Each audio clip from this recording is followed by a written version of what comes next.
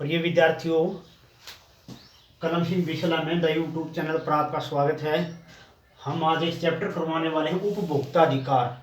ये 10वीं कक्षा के अंदर सामाजिक अध्ययन में भी है और अनेक प्रतियोगी परीक्षाओं में से संबंधित कोई न कोई प्रश्न आता रहता है। इस वीडियो को अधिक से अधिक सब्सक्राइब करें चैनल को और इसको शेयर करें। देखिए, उपभोक्ता अधिकार क्या है मैं आपको बता देता हूँ। जैसे हमें पता है उपभोक्ता का अर्थ होता है ग्राहक।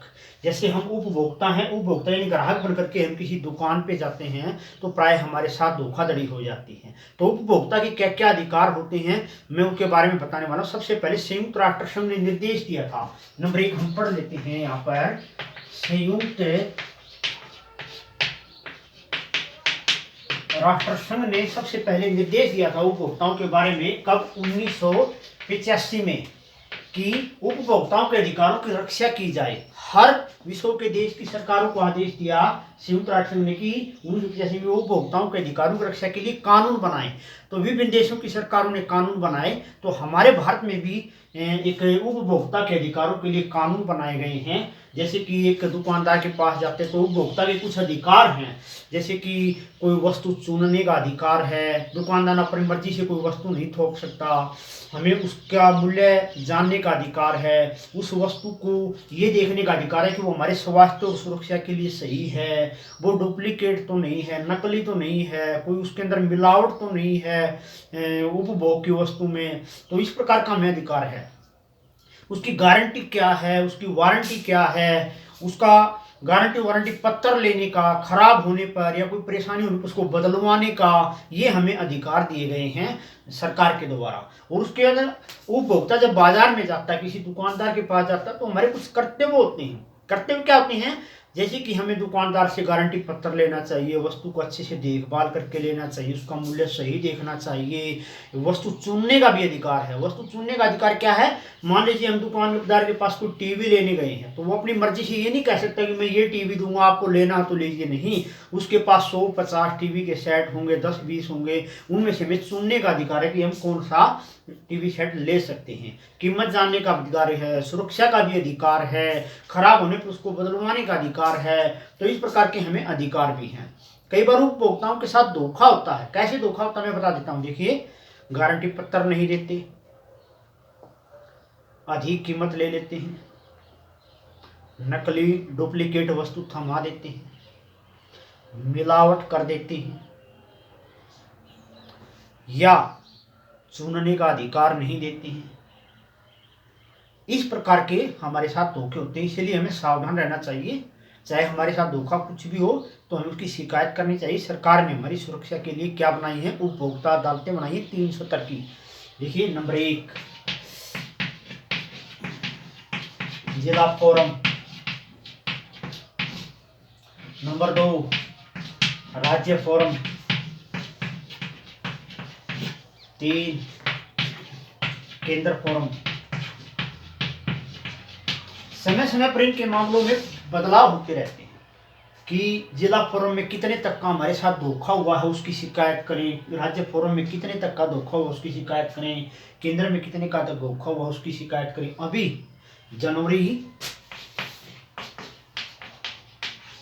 2022 में सरकार ने इनके नियमों में फेरबदल किया है। जैसे मैं बताता हूँ, जिला जो फोरम है वहां 50 लाख तक के मामले सुने जाते हैं। मान लीजिए हमने कोई वस्तु खरीदी है किसी दुकानदार से, व्यापारी से 50 लाख रुपए तक की, और हमारे साथ धोखा हुआ है, तो हम उसकी जिला उपभोक्ता फोरम में शिकायत कर सकते हैं। मैं एक बात बताइए, जिला उपभोक्ता फोरम जो ये फोरम होती हैं, इनमें किसी वकील की जरूरत नहीं होती, इनमें निःशुल्क न्याय लगता है। सिर्फ जो चीज खरीदी है उसकी रसीद या उसका जो गारंटी या वारंटी पत्र है वो हमारी शिकायत के ऊपर साथ लगाया जाता है और उसी दिन इसमें हमें न्याय मिल जाता है। यानी ये एक बहुत ही आसान तरीका है। और उपभोक्ता फोरम जो है वो आदेश देती है दुकानदार या व्यापारी को कि उस वस्तु को बदले या हमारी कीमत वापस करे, और उसको दंड भी दिया जाता है ऐसा धोखा करने का। तो ये इनके अंदर कोई भी, मैंने बताया ना, कोई वकील की जरूरत नहीं है, कोई फीस की जरूरत नहीं है, तारीखें नहीं लगती है, लंबा मामला नहीं है, बिल्कुल आसान सा मामला है। 50 लाख का धोखा हुआ तो हम जिला फोरम में जा सकते हैं। हर एक राज्य के अंदर अलग अलग जिलों पर अलग अलग फोरम होते हैं। जैसे हमारे हिसार जिले में अलग है, भिवानी में अलग है, अम्बाला में अलग है, ऐसे। तो एक होती है राज्य फोरम। राज्य फोरम जो होती है वहां यानी 51 लाख से लेकर 2 करोड़, मैं बता देना चाहता हूं कि जो राज्य फोरम होती है वहां 51 लाख रुपए की कोई वस्तु और 2 करोड़ रुपए तक हमें खरीदी है और धोखा हुआ है तो हम राज्य फोरम में उसकी शिकायत कर सकते हैं। हमारी राज्य फोरम चंडीगढ़ में है, हरियाणा की। तो हर एक राज्य की अलग अलग राजधानी में होती है लगभग ये। और दूसरा है फिर केंद्र फोरम। केंद्र फोरम जो होती है उसके अंदर 2 करोड़ रुपए से अधिक, यदि हमारे साथ 2 करोड़ रुपए से अधिक की धोखाधड़ी व्यापारी या दुकानदार ने की है तो हम उसको केंद्र फोरम में उसकी शिकायत दर्ज करवा सकते हैं। जो केंद्र फोरम है हमारी राजधानी दिल्ली में स्थित है। तो ये हमें जिला फोरम, राज्य फोरम और केंद्र फोरम के बारे में बताई कि कोई दुकानदार धोखाधड़ी करता है तो कैसे हम उसकी शिकायत यहाँ पर कर सकते हैं। इसके अतिरिक्त मैं और बताऊंगा कि संयुक्त राष्ट्र संघ ने 1985 में उपभोक्ता अधिकारों के लिए निर्देश जारी किए थे कि प्रत्येक उपभोक्ता का संरक्षण हो, धोखा न हो। हमारे यहाँ पर उपभोक्ता संरक्षण समितियां भी बनी हैं, 20-25 के करीब पंजीकृत भी हैं और 700-800 के करीब हैं जो कि अपने उपभोक्ता अधिकारों की रक्षा कर रही हैं, जागरूक कर रही हैं कि किस तरह से दुकानदार व्यापारियों से हमारे साथ धोखा ना हो। इसके अतिरिक्त सरकार ने आदेश भी दिया है कि जो पैकेट होते हैं कोई भी, उन पैकेट के ऊपर उसका बैच नंबर लिखा होना चाहिए। पैकेटों के ऊपर क्या क्या आदेश होते हैं कि उसका बैच नंबर भी लिखा होना चाहिए, उसकी मैन्युफैक्चरिंग डेट कब बनाया गया है, उसकी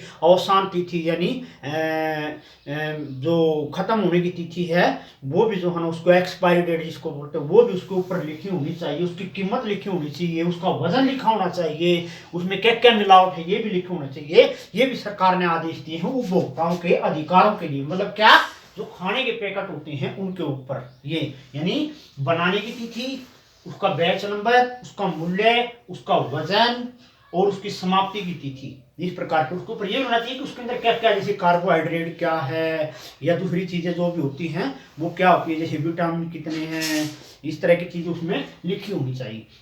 दूसरा एक बताता हूं कि सबसे पहले उपभोक्ता आंदोलन की शुरुआत किसने की थी? एक रेल्फ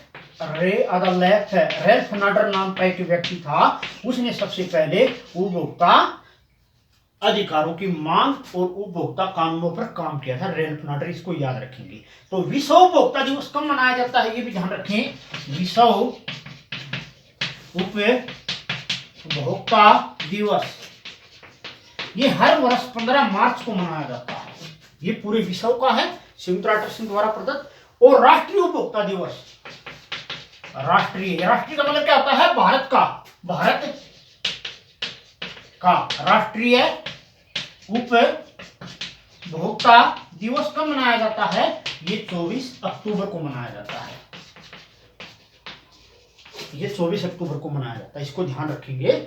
ये तो था विश्व उपभोक्ता दिवस को मनाया जाता है भारत का। और राल्फ नाडर ने जो ये 24 अक्टूबर को मनाया जाता है। और रेल्फ नाडर जो है वो सबसे पहले उपभोक्ता आंदोलनों का जन्मदाता था। और भारत के अंदर जो है एक तरह से 1986 में, यानी भारत के अंदर सरकार ने उपभोक्ता अधिकारों की रक्षा के लिए 1986 में उपभोक्ता संरक्षण अधिनियम बनाया, यानी उपभोक्ता संरक्षण अधिनियम।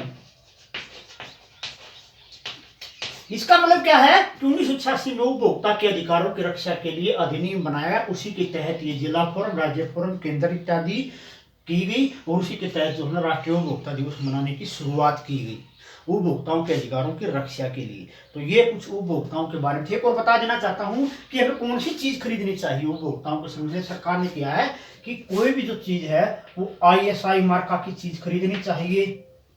जैसे कोई बिजली के यंत्र हैं, कृषि यंत्र हैं, या फिर उसके ऊपर BIS का मार्क होना चाहिए, या फिर उसके ऊपर एग मार्क यानी एग मार्क लिखा होना चाहिए।